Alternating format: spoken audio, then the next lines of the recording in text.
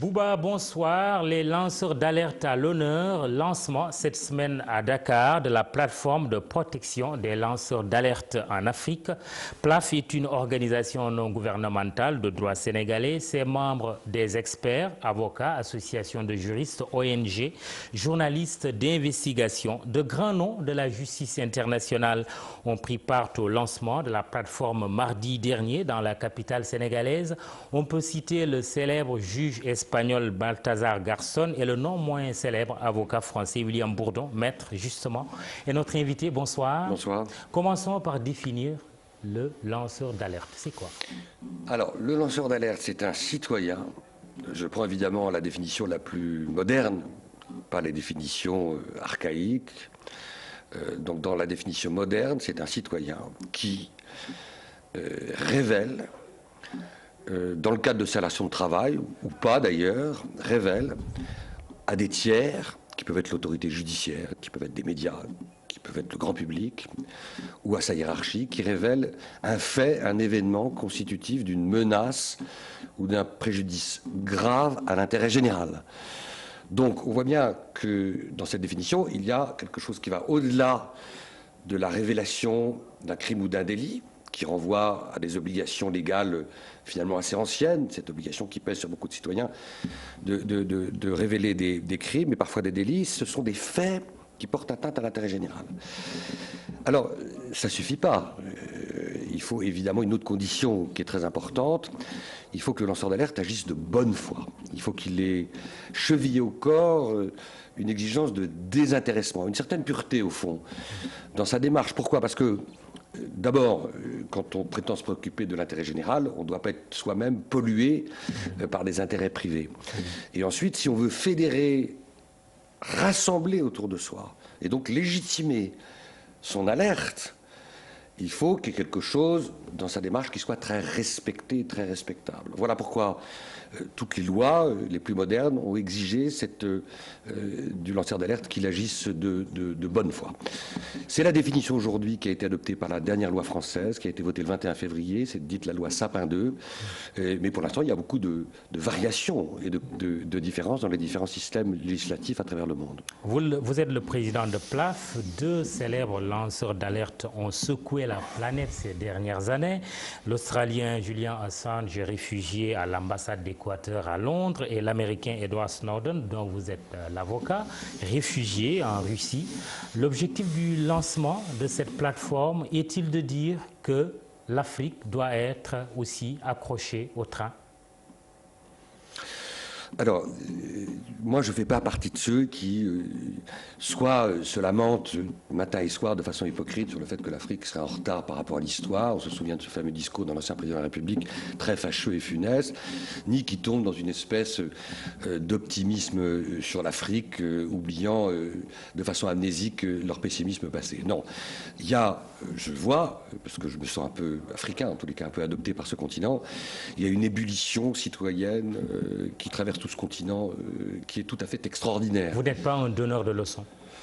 Alors moi je fais partie de ceux qui revendiquent le fait qu'on peut parler d'un certain nombre de valeurs et de principes sans être un donneur de leçons. Le donneur de leçons, c'est celui qui se met dans une position d'autorité morale par rapport à vous et qui refuse d'entendre à la fois le caractère relatif de ses arguments, qui refuse de prendre en compte son contradicteur et qui refuse d'entendre la pluralité aussi culturelle qui existe à travers l'humanité, notamment à travers le continent africain. Donc, en Afrique, comme dans le monde entier, parce que ce n'est pas qu'une histoire africaine, même si je vais expliquer pourquoi l'Afrique d'abord, en Afrique, comme dans le monde entier, on le voit, et c'est la grande affaire du XXIe siècle, ont émergé des grands lanceurs d'alerte qui parfois désobéissent, s'épuisant à sonner le tocsin pour rien, et vainement, et parfois de façon dangereuse pour leur propre vie.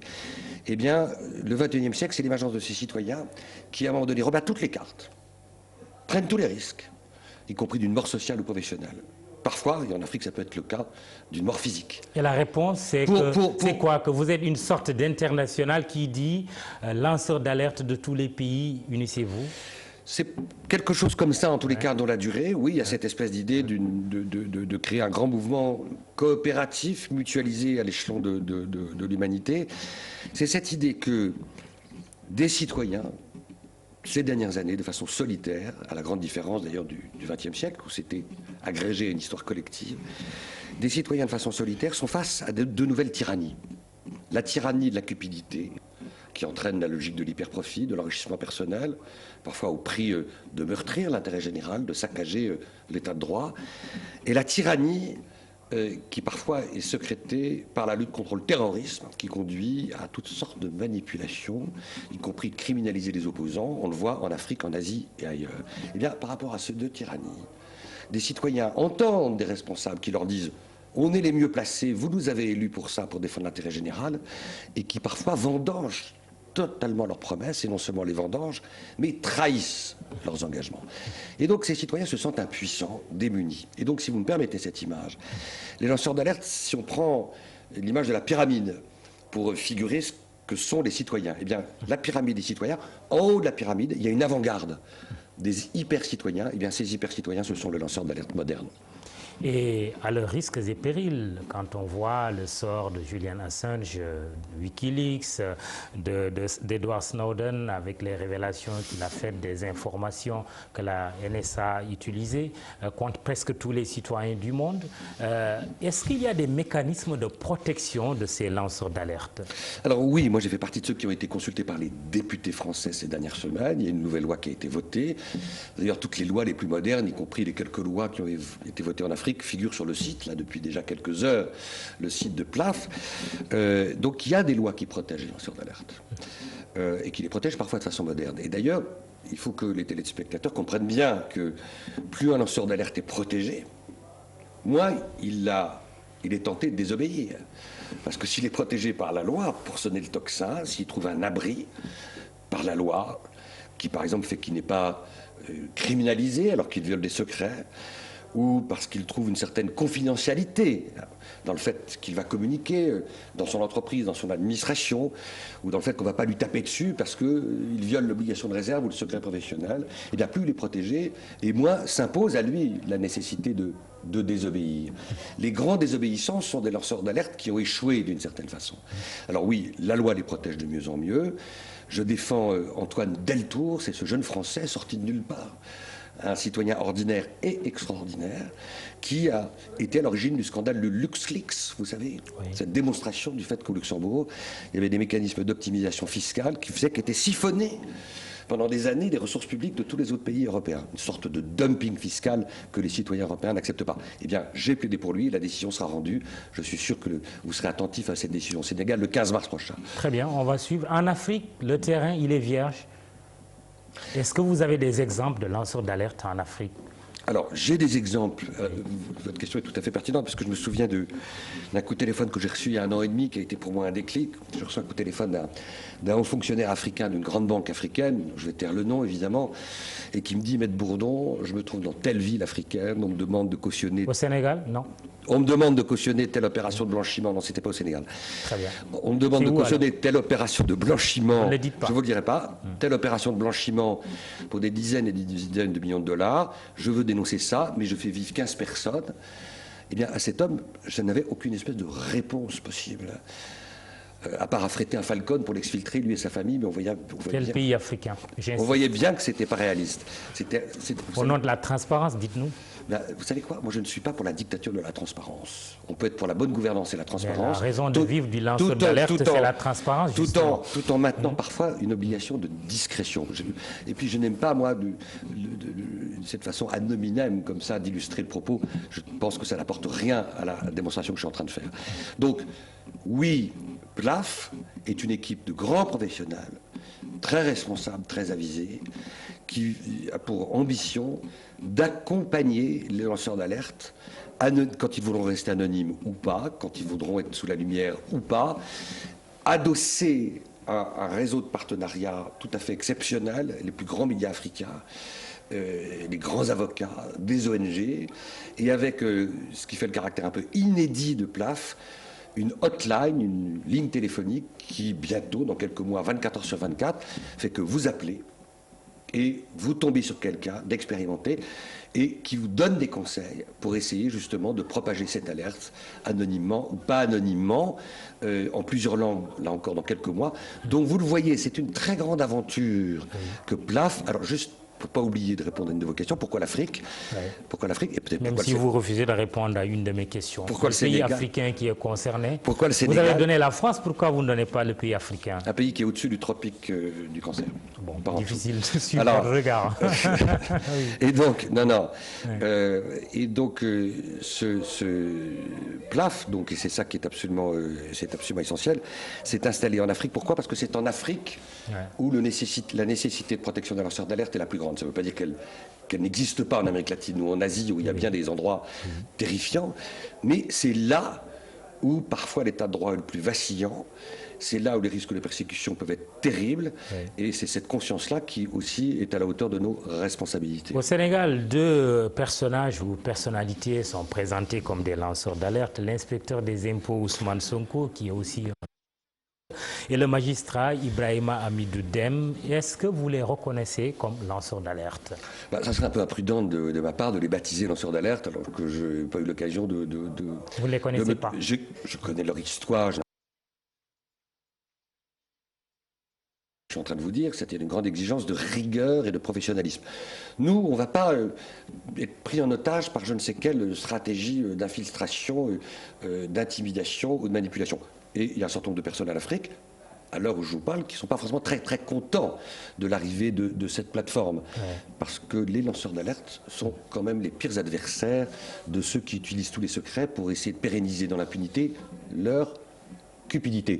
Donc ces 2 ressortissants sénégalais, c'est à eux de prendre la responsabilité, de présenter leur dossier, de s'adresser à nous, de demander des conseils. S'ils viennent vers nous, bien entendu, on les écoutera très attentivement. Parlons de votre client, Edward Snowden. Il est en Russie, il a un droit de résidence de 3 ans qui a commencé à courir depuis 2014. Normalement, ça se termine cette année, en 2017. Vous ne craignez pas qu'une entente entre Trump et Poutine scelle le sort de votre client? D'abord, Edward Snowden, dans une situation que vous décrivez, son autorisation de résidence a toujours été renouvelée. Je ne vais pas m'aventurer dans des spéculations, c'est un dossier très sensible et délicat. Vous comprenez là, je suis sûr que vous respectez ma prudence. Non, j'ai pas de raison de penser qu'un tel risque soit aujourd'hui un risque réaliste. Pourquoi c'est un dossier délicat? C'est un dossier délicat parce que vous voyez bien que les réflexions que je mène au sein d'une équipe d'avocats internationaux pour Edouard sont forcément des réflexions qui ne peuvent se mener que dans la discrétion. Et je n'ai pas besoin d'expliquer pourquoi. Les enjeux sont considérables. Il y a une situation qui est délicate. Mais je suis sûr que le temps est et restera son allié et son ami au bout du compte. L'attaque des biens mal acquis, vous connaissez, c'est au Sénégal. Vous avez défendu l'État sénégalais contre Karim Wade, qui a été condamné à 6 ans, qui a bénéficié d'une grâce présidentielle. Depuis, il vit au Qatar. L'après Karim Wade donne le sentiment chez beaucoup que cette traque est terminée. C'est votre sentiment aussi? Moi, je n'ai pas de raison de penser que cette traque soit terminée. Je fais partie du collectif des avocats qui ont mené cette procédure dans des conditions qui n'ont pas toujours été faciles, face à un système de défense qui a été quand même de crachat sur les juges, de victimisation auprès de l'opinion publique. D'ailleurs, ce système de défense est celui adopté par tous les grands corrupteurs de la planète. C'est le même adopté par le fils Obiang à travers ses avocats, dont le procès s'est ouvert à Paris, vous vous souvenez, il y a quelques semaines, un des grands dignitaires de la Guinée équatoriale. Alors, cette affaire des biens mal acquis, elle traverse cette espérance des printemps africains. Pourquoi? Parce que elle caractérise cette espèce de refus du plus grand nombre des citoyens africains que soit confondu l'intérêt public avec les intérêts privés. Et ça, c'est quelque chose, cette colère citoyenne, elle se répand, elle se diffuse comme un bon vent à travers l'Afrique. Alors, l'après-Wade, il y a des mesures qui sont en cours, il y a des démarches qui sont en cours, tout ça est long, mais pourquoi tout ça est long? Pas de la faute du Sénégal, je ne crois pas. Justement, pourquoi oui, le recouvrement est un défi. Le recouvrement est compliqué. Pourquoi? Vous avez des informations concernant ce recouvrement? On parle de 100 milliards, par exemple. Le recouvrement est un défi, confirmé. mais pourquoi c'est un défi? Parce que oui. on peut penser qu'ont été utilisés des moyens techniques relativement sophistiqués pour externaliser une partie des avoirs détournés dans des paradis offshore, dans des paradis fiscaux. Et c'est pas à vous que je vais apprendre qu'une des faiblesses de la lutte contre la corruption à l'échelon international, c'est le refus qu'opposent, et c'est bien pour ça qu'ils existent d'ailleurs, c'est ce qui fait leur richesse, les paradis fiscaux aux demandes d'entraide judiciaire qui sont faites par un certain nombre de pays, ça peut être le Sénégal, ça peut être la France. C'est aujourd'hui un des talons d'Achille à l'échelon mondial de la lutte contre la corruption internationale et du recouvrement des avoirs détournés. Quand on vous dit que 100 milliards francs CFA ont été recouvrés, vous y croyez ou non? Je n'ai pas de raison de mettre en cause ce chiffre, mais je n'ai pas d'éléments d'actualisation récents, donc je me garderai bien de dire des choses de façon Très bien. positive. Dernière chose, une question adressée au président de l'association Sherpa, parce que vous en êtes un. Est-ce qu'il y a des plaintes sénégalaises sur votre table? Alors, l'association Sherpa est un peu victime de son succès, ce dont je ne vais pas me plaindre. Et donc, il y a effectivement un certain nombre de personnes, pas non plus des milliers, mais enfin, je crois 2-3 personnes qui sont venues il n'y a pas très longtemps à Sherpa présenter des dossiers qui sont d'ailleurs à l'examen des équipes de juristes de Sherpa, parce que la marque de fabrique de Sherpa, qui est la condition de sa crédibilité, du respect qu'on impose, c'est le fait d'être au service de personnes et d'évaluer les choses de façon parfaitement rigoureuse et professionnelle. Qui sont ces personnes? Si je suis au service de personnes, c'est que je suis au seul service de ma conscience. Les 3 personnes qui ont déposé les dossiers. Moi, je ne me souviens plus des noms, parce que moi, je suis président de Sherpa, et pardon de dire ça, mais... C'est bien des Sénégalais. Et c'est bien... les dossiers relatifs à quel... Les médias en ont parlé, ici, je crois, mais je sais qu'il y a des dossiers qui font l'objet d'études. Mais moi, je me dérobe de rien. Mais vous imaginez, président de Sherpa, cabinet d'avocats, 12 personnes, lancement de PLAF, je ne peux pas au quotidien avoir le nez comme ça sur les dossiers. C'est à l'examen, c'est tout ce que je peux vous dire. Très bien, merci Maître William Bourdon, Merci de président de PLAF, c'est la plateforme de protection des lanceurs d'alerte en Afrique, lancée cette semaine à Dakar. C'est tout, Bouba. Excellent week-end et passez une excellente soirée aussi.